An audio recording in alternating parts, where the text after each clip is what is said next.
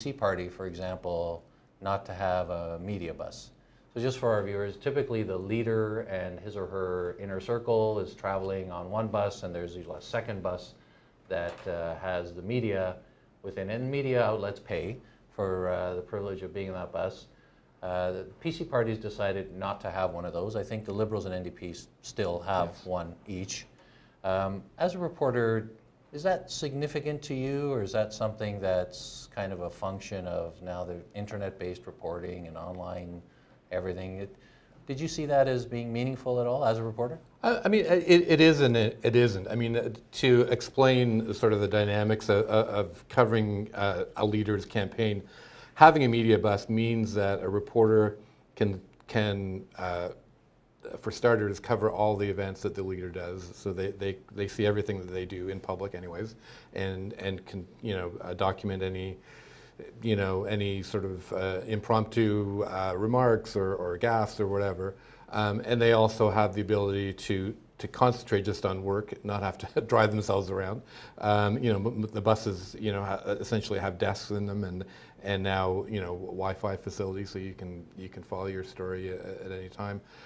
So it enables you to concentrate just on that work. So it is an advantage, definitely, as a reporter, if you were covering the entire campaign of that leader. Now, that said, I think the trend has been over the last several years for media, or fewer media, to actually cover the leaders' campaigns sort of gavel to gavel, or at least to focus their coverage on the campaigns of the leaders. So in that sense, it's maybe a little less important that there's not a media bus for the Conservatives. But for those who do want to sort of cover the campaign from gavel to gavel, it definitely makes it harder to do, and leaves open the chance that you're going to miss something important, I guess.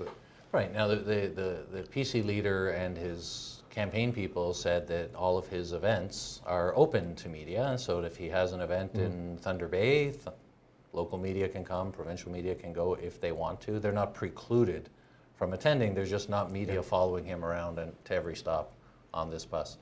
Fair enough. Did you take it as a good or bad thing, these interviews that Ford's executive assistant is conducting and putting online? I mean, it's clear it's called Ford Nation Live. They don't pretend to be, CTV or Global.